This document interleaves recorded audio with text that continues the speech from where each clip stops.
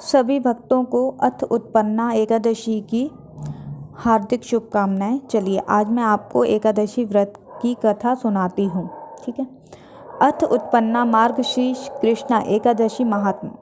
नैमिषारण्य तीर्थ में इकट्ठे हुए 88,000 ऋषियों की महती सभा में कथा करते हुए श्री सूत जी ने कहा, हे ऋषियों, भगवान आनंद कंद मुरली मनोहर ने प्राचीन काल में जो सर्वोत्तम व्रत और उनके महात्म को अपने परम भक्त अर्जुन के प्रति विधि विधान से वर्णन किया था, अब वह एकादशी का सर्वश्रेष्ठ व्रत आपके सम्मुख वर्णन करता हूँ। अतः सावधान होकर सुनने का कष्ट करें। भगवान मुरली मनोहर ने कहा, हे पांडुनंदन, मैं आपके सामने मार्गशीर्ष कृष्णा एकादशी की कथा कहता हूँ, उसे सुनो। एक समय का वृतांत है कि महाबली मुर नामक दैत्य ने संग्राम में समस्त देवताओं को पराजित करके स्वर्ग के ऊपर स्वयं अपना अधिकार जमा लिया। तब इंद्र, वन, कुबेर, चंद्र, सूर्य और दिक्पाल दुखित होकर कैलाश पर्वत पर चले गए और हाथ जोड़कर भगवान शंकर से प्रार्थना करते हुए इस प्रकार कहने लगे, हे महादेव, हम सब देवता मुर नामक दैत्य से दुखित होकर आपकी शरण में उपस्थित हुए हैं, अतएव उसे मारकर हम लोगों को सुखी करने की कृपा करो। देवताओं के यह वचन सुनकर भगवान जगतपति शंकर ने कहा, हे देवताओं, मैं उस मुर नामक महादैत्य को अभी मारकर आपको समस्त कष्टों से रहित कर देता हूँ, किंतु इस समय मैं घोर तपस्या में लगा हूँ, जिसमें क्रोध और हिंसा करना सर्वथा अनुचित है। यद्यपि किसी भी तपस्वी को क्रोध और हिंसा भूलकर भी नहीं करनी चाहिए, परंतु फिर भी साधारण तपस्या में किसी आतताई को मारने में कोई पाप नहीं होता। हे देवों, तुम मेरी शरण में आ चुके हो, अतः तुम्हारा उद्धार करना आवश्यक है, किंतु आपको भगवान विष्णु के पास क्षीर सागर में जाने का कष्ट करना पड़ेगा, जहाँ जाकर उनकी प्रार्थना करने से वह उस महादैत्य को अवश्य नष्ट कर देंगे। इसलिए तुम्हारे थोड़े से कष्ट करने से वह दुष्ट भी मारा जाएगा और मेरी तपस्या भी भंग नहीं होगी। भगवान शंकर की यह बात सुन सब देवता भगवान विष्णु के पास गए। वहां जाकर उनकी प्रार्थना करते हुए कहने लगे, हे जगदीश्वर, ब्रह्मा कुल में उत्पन्न नाड़ी जंके नामक महादैत्य की पुत्र चंद्रवली नामक नगरी के अधिपति मुर नामक महाबली असुर ने संग्राम में सब देवताओं को पराजित करके स्वर्ग पर स्वयं अधिकार कर लिया है। अतः सभी देवता दीनों की तरह इधर उधर भटकते हुए अपना दुखमय जीवन व्यतीत कर रहे हैं। अतः उस महादैत्य को मारकर देवताओं को सुखी करने की कृपा कीजिए, क्योंकि संसार में आपके सेवा भक्तों का कष्ट दूर करके उन्हें सुखी बनाने वाला स्वामी कोई नहीं है, इसलिए शीघ्र कृपा कीजिए।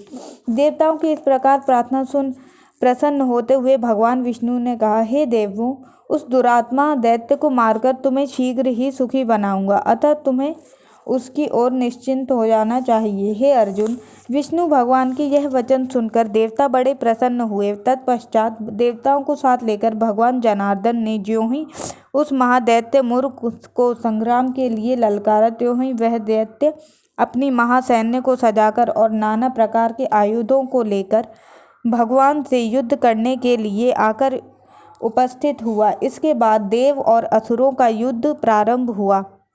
भगवान की कृपा रूपी शक्ति को प्राप्त करके देवता बड़े बलवान हो गए और असुरों को पराजित करते हुए उन्हें धरती पर सुलाने लगे।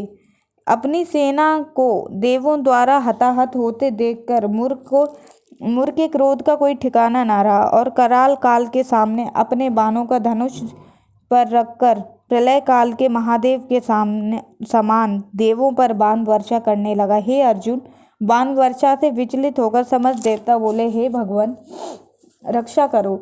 इस प्रकार चिल्लाते हुए भगवान से प्रार्थना करने लगे। हे अर्जुन, दैत्यों के बाणों से देवताओं को विकल देकर एकादशी के पर्व की लक्ष्य करते हुए भगवान ने विचार किया कि यदि ब्रह्मकुल उत्पन्न मुर दैत्य को एकादशी के दिन मारा जाता है तो धर्म का उल्लंघन और ब्रह्म हत्या का पाप होता है, और यदि नहीं मारा जाता है तो उस दिन देवताओं को दुख के समुद्र में गिरना पड़ता है। अतः कोई ऐसा उपाय सोचना चाहिए जिससे यह दैत्य भी मारा जाए और ब्रह्म हत्या के पाप से भी बचा जाए।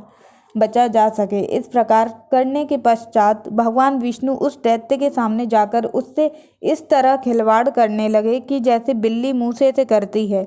तब भगवान को सामने देखकर वह दैत्य देवों की ओर से ध्यान हटाकर उनसे युद्ध करता हुआ भगवान पर नाना प्रकार के शस्त्रों का प्रहार करने लगा। दैत्य को अपने ऊपर क्रोधित होकर शस्त्रास्त्र चलाते हुए देख भगवान उसे बुलावा देने के लिए उसके आगाड़ी होकर भाग पड़े। लक्ष्मीपति को रण से भागता देखकर वह दैत्य अपने मन में बड़ा हर्षित हुआ और इसके बाद उन्हें पकड़ने के लिए उनके पीछे हो लिया। तत्पश्चात भगवान जगदीश्वर हिमालय पर्वत की एक विशाल कंदरा में चले गए और वहां जाकर देवों को अभय करने वाली अपनी शक्ति को प्रकट कर आराम से लेट गए। जिस समय वह दैत्य उस कंदरा में पहुंचा तो उस समय देखा कि एक अत्यंत मनोहर कन्या सब आयुधों के लिए युद्ध करने को तैयार खड़ी है। उस भगवती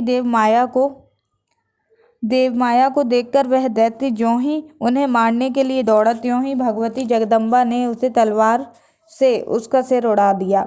उस महादैत्य को मारा सुन शेष असुर पाताल में चले गए और देवता हर्षित होकर भगवती की प्रार्थना करने लगे। तदंतर भगवान लक्ष्मीपति ने अपनी शक्ति को संबोधित करते हुए कहा, हे कल्याणी, मार्गशीर्ष कृष्णा एकादशी को मेरे से उत्पन्न होकर तुमने मुर दैत्य का संहार किया है, इसलिए तुम्हारा नाम उत्पन्ना एकादशी होगा। और जो कोई व्यक्ति श्रद्धा भक्ति से युक्त होकर तुम्हारा विधि विधान से व्रत करेगा वह अंत में सीधा मेरे लोक जाएगा। यद्यपि मुझे तृतीया, अष्टमी, नवमी, चतुर्दशी यह तिथियां बहुत प्रिय हैं, परंतु यह एकादशी मुझको सबसे अधिक प्यारी होगी और तेरा व्रत करने वाला संसार में सबसे अधिक पुण्यात्मा में गिना जाएगा। इतनी कथा सुनकर भगवान श्री कृष्ण ने कहा, हे कुंती नंदन, इस तरह एकादशी मुझसे उत्पन्न होकर संसार में सर्वश्रेष्ठ गिनी जाती है तथा जो प्राणी एकादशी का व्रत करता है उसका समस्त शत्रुओं के सहित कष्टों का नाश होता है। मैं उसे संसारी सुखों से सहित स्वर्ग का सुख भी प्रदान करता हूँ। अतः सुख, ऐश्वर्य, पुण्य, यश और मन की इच्छा फल पाने को मनुष्य को अवश्य ही इस प्रकार एकादशी का व्रत करना चाहिए। इस एकादशी को निराहार रहकर दूसरे दिन द्वादशी को भोजन करें, किंतु द्वादशी के दिन मैथुन पतितों का 7 दिन में सोना, बार बार भोजन करना और मांस तथा तेल का सर्वथा त्याग करते हुए क्रोध और झूठ का त्याग देना चाहिए तथा शुभ कर्म करते हुए परमेश्वर का भजन करते रहना चाहिए। हे अर्जुन, इस प्रकार जो श्रद्धा भक्ति से एकादशी के व्रत को करेगा, इसके महात्मा को सुनेगा, वह समस्त संसारी सुखों को प्राप्त करता हुआ वैकुंठ के अनंत सुखों को प्राप्त होगा। इस दिन फलाहार में क्या करना चाहिए? इस दिन विष्णु भगवान को पूजन व सेवा करनी चाहिए। इस दिन गुड़ और बादाम का भोग लगाना चाहिए। जय श्री कृष्णा। राधे राधे। जय महाकाल।